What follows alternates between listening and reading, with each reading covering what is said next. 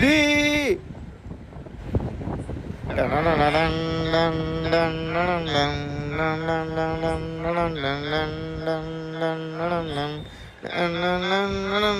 ఏమే బండి ఎట్టుంది బండి?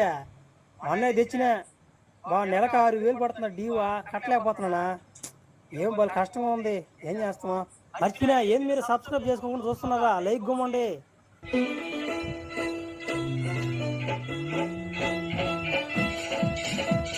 వాన పడతా ఉంది. రాబోతుంది బండి.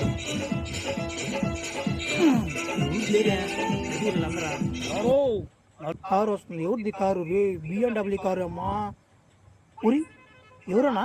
అభయ ఇక్కడ రాకి అంటే ఎవరు? మొహం చూస్తుంటే నువ్వే ఉన్నట్టున్నావు కానీ సరే, నువ్వు ఒక పని చేసి పెట్టాలి. చేస్తా, మా ఇంటికి వచ్చి చెప్తా. ఇది కానీ చేసి అంటే బొమ్మ మొత్తం నీదే. ఏమే ఆ పని ఏందో చెప్పు. కాంపిటీస్ బాత్రూమ్ గీతులు దాన్ని అడిగిస్తారు ఏంది? నాయన ముందుగానే చెప్పండి, నేను రాను. అది కాదు అభయ, అది కాదు. నువ్వు ఈ పని చేసావు అంటే బొమ్మ మొత్తం నీదే. అదిగో ఆ పైన ఉన్నవాడు ఎట్లాంటి వాళ్ళు కింద దిగినా నువ్వు సమాధానం చెప్పబోలే. నువ్వే ఇంకా ముంబైకి రౌడీవి నువ్వే. నేను చెప్తలేడా? ఓ ముంబై మొత్తం నీదే. ఉండనా అలా ఓడు కింద దింగాడు దాకా. ఎవరా చెప్పు, చెప్పరా. ఒక రోజు వస్తుందని చెప్పి ఎప్పుడే వచ్చింది ఆ రోజు. రాండి ఇప్పుడు చూసుకుందామా. అసలు ముంబైలో నేను లేకుండా చేసిపోద్ది దెంగత.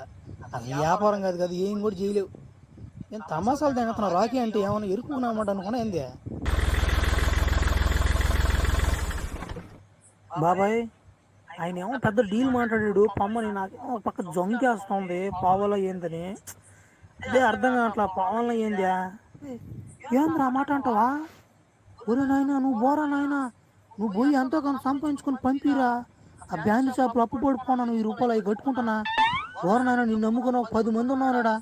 నువ్వు ఎప్పుడు అడుగుతుంటావు కదరా బొంబాయి కావాలి బొంబాయి కావాలని. ఇప్పుడు వచ్చింది అవకాశం, పోయామే. ఏం బెత్తరపు కూడా అయిపోతున్నావు ఈ టైంలో. ఏంది దింగి తెగింది నువ్వు కట్టేది నేను అప్ప? నువ్వు నాకు బాబాయ్వా లేకుంటే నువ్వు నాకు అప్పోడివా? దెంగా సరేలే, ఇన్ని రోజులు కూడి పెట్టి సాయికేవు ఇస్తాలే మాత్రం డబ్బులు. సరే కానీ ఈ సముద్రం లోతు ఎంత ఉంటుందా నన్ను అడిగితే? నాకేం తెలుసు మంట. పోయి దూపు తెలుసుకోమంటావు ఏంది? నువ్వు పోరా అంటే సముద్రం లోతు ఎంత, మెట్ట ఎంత, ఎన్నెందుకు అడుగుతున్నావు? నువ్వు పోరా నాయన, తలకే నిప్పు నీ బాగా. ఈ సముద్రం లోతు ఎంత అని అడిగితే ఏమంటే మాట్లాడతావు. ఆ లోతు తెలియకుండా ఎట దిగమంటావా? తెలియకుండా దిగేస్తా. రాకీ కదా నేనా? ఏం చేస్తావా? మీ అందరూ అప్పులు కట్టేదానికి నన్ను మటల పాలు చేస్తున్నారు.